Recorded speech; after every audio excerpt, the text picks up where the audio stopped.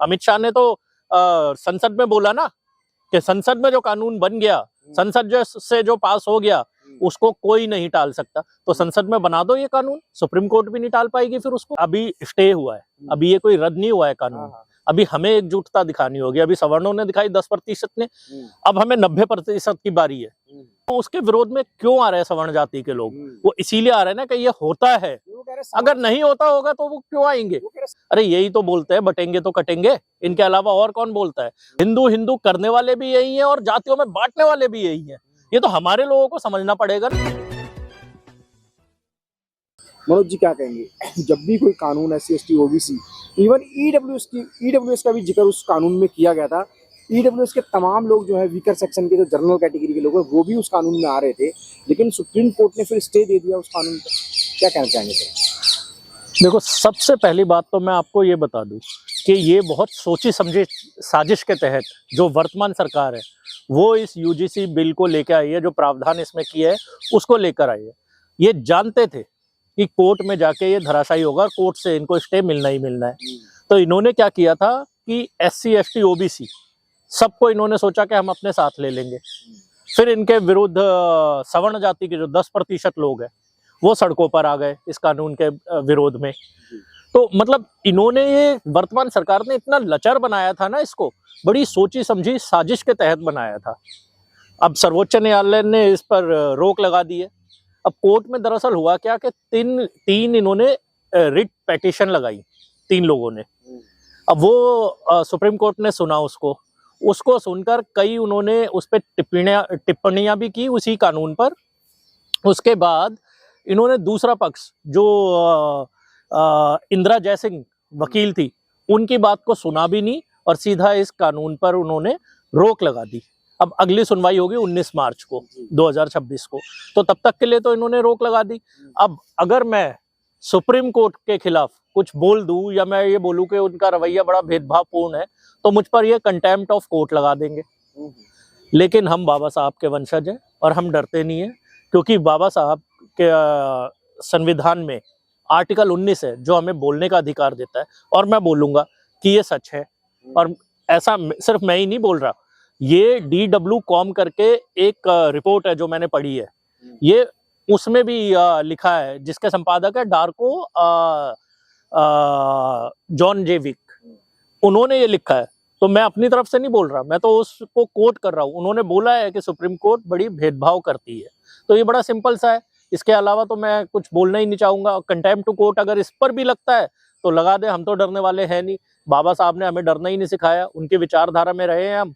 और जो बाबा साहब की विचारधारा है वो एक ऐसी अग्नि, ऐसी ज्वाला है जिसे पूरे विश्व की कोई भी किसी भी तरह की फायर ब्रिगेड बुझा ही नहीं सकती। हम तो उस ज्वाला पर चल रहे हैं और संविधान के दायरे में रह के हम हर चीज का खंडन करते हैं और करते रहेंगे। जी, तो ये जो राज्यों का भी मामला इसमें आया हुआ है कि भाई राज्यों का जो है वो भी हक कम हो जाएगा, राज्यों के अधिकारों में दखल है एक तरीके से ये कानून। विश्वविद्यालय की सुरक्षा पर भी खतरा है कहीं ना कहीं। और ये जो 5 पॉइंट कानून से ऊपर नियम नहीं हो सकते हैं, राज्यों से बिना पर्याप्त सलाह के लिए ये कानून लागू नहीं कर सकते। तो क्या लग रहा है, जो पहले जो कानून था उसमें निकल कर ये चीज़ आ रही थी कि अब जो शोषण लोग बच्चों का होता था, जैसे रोहित मोमिल्ला, पायल तडवी, डॉक्टर पायल तडवी, शोषण हुआ था, तो जो चीजें समझ आ रही थी कि वो एक कमेटी बनेगी, कमेटी को 24 घंटे के अंदर फटाफट मतलब उसमें रिजल्ट देना होगा। और अगर कोई व्यक्ति SC का है तो उसके ऊपर SC के अकॉर्डिंग कानून चलेगा। अगर कोई बच्चा जर्नल का है तो उसके जर्नल के अकॉर्डिंग उस पर कानून चलेगा। तो क्या कहना चाहेंगे सर? अब तो देखो, स्टे होने के बाद तो सारा मामला ही खत्म होगा। लोग नहीं, स्टे होने के बाद अभी स्टे हुआ है, अभी ये कोई रद्द नहीं हुआ है कानून। अभी हमें एकजुटता दिखानी होगी। अभी सवर्णों ने दिखाई 10% ने, अब हमें 90% की बारी है, 85% की बारी। अब इनको एक होना पड़ेगा, इनको दिखाना पड़ेगा।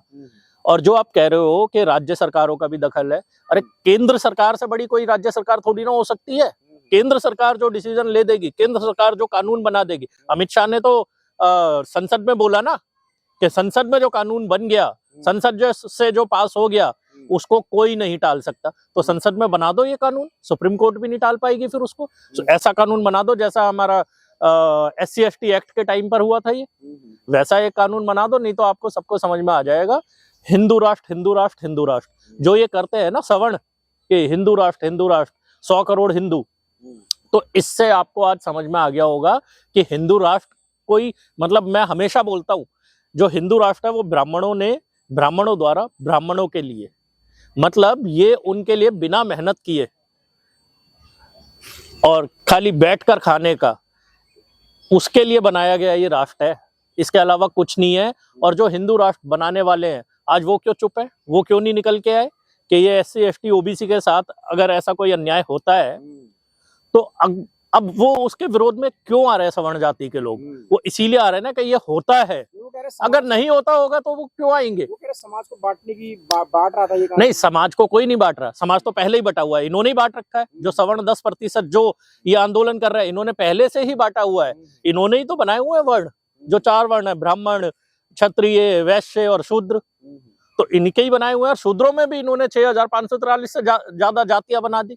यही बोल रहे हैं कि ये बांट रहे हैं, अरे यही तो बोलते हैं बटेंगे तो कटेंगे, इनके अलावा और कौन बोलता है? अब फिर SC ST को जब ये उसमें कॉलेजों में जाते हैं, यूनिवर्सिटी में जाते हैं, तो ये SC ST को बोलते हैं देखो आरक्षण खोर जा रहा है, आरक्षण की औलाद जा रहा है। इस तरह के शब्दों से ये हम लोगों को, मतलब आप समझिए कि जो जो शब्द हम यहाँ बयान भी नहीं कर सकते, वैसे वैसे ये शब्द बोलते हैं। और जैसे जो हमारे OBC समाज के हैं, उनको बोलते हैं ये कोहरो कलई का जन्म से हीन, और हाथ में खुरपा बाजे बीन। और फिर हमारे जो अहीर हैं, उनको भी ये बोलता है अहीर गरड़िया कुर्बी चोर, धर साले की टंगड़ी तोड़।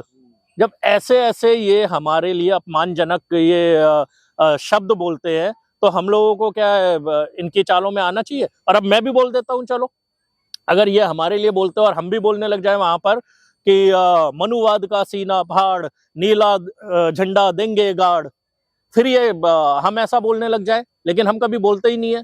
हम अपने बात को, अपने जज्बात को अपने अंदर छुपा के रखते हैं, क्योंकि हम पढ़ने जाते हैं, पढ़ाई करने जाते हैं। लेकिन अगर हमारे साथ भेदभाव होगा, अत्याचार होगा, तो हम उसका मुंह तोड़ जवाब देंगे और खुल के जवाब देंगे। और मेरा मेन तो उनसे जो बटेंगे तो कटेंगे बोलते हैं ना, अब क्यों चुप है वो? नहीं, ये कौन लोग थे जो कह रहे थे जात पात की करो विदाई, हिंदू हिंदू भाई भाई? वो कहने वाले भी यही थे, और हिंदू हिंदू करने वाले भी यही हैं, और जातियों में बांटने वाले भी यही हैं। ये तो हमारे लोगों को समझना पड़ेगा ना, जो हिंदू बनने का ठेका लेके बैठे हुए हैं। हमारे भी SC ST OBC ये लोग जो कहते हैं कि हम हिंदू हैं, हम हिंदू हैं, उनकी अब आंखें खुल जानी चाहिए। उनके खिलाफ ये आंदोलन हुआ है। और बटेंगे तो कटेंगे वाले अब आज क्यों चुप है? जो बोलते हैं बटेंगे तो कटेंगे, वो मूछ रखने के नाम पर हमारे लोगों को काट देते हैं। जो बोलते हैं बटेंगे तो कटेंगे, वो हमारे लोगों को घोड़ी पे चढ़ने पे मारते हैं। जो बोलते हैं बटेंगे तो कटेंगे, हमारी बहन मनीषा वाल्मीकि को वो आधी रात में पेट्रोल डालकर जला देते हैं उसके शरीर को। जो बोलते हैं बटेंगे तो कटेंगे, वो हमारे भाई गणेश वाल्मीकि को जान से मार देते हैं। जो बोलते हैं बटेंगे तो कटेंगे, वो नॉट फाउंड सूटेबल के नाम पर हमारी नौकरियां खा जाते हैं। जो बोलते हैं बटेंगे तो कटेंगे, वो आज देख लो UGC के विरोध में खड़े हुए हैं। तो ऐसे लोगों से भी हमें सावधान रहना है। जो बटेंगे तो कटेंगे बोलते हैं ना, वो SC ST OBC के लोग अपने ऊपर इसको बात को रखे और वो सब एक हो जाए। मैं उनसे कहता हूं, आप लोग बटोगे तो कटोगे, जैसे अभी कट रहे हो। अभी एक होने का मौका है।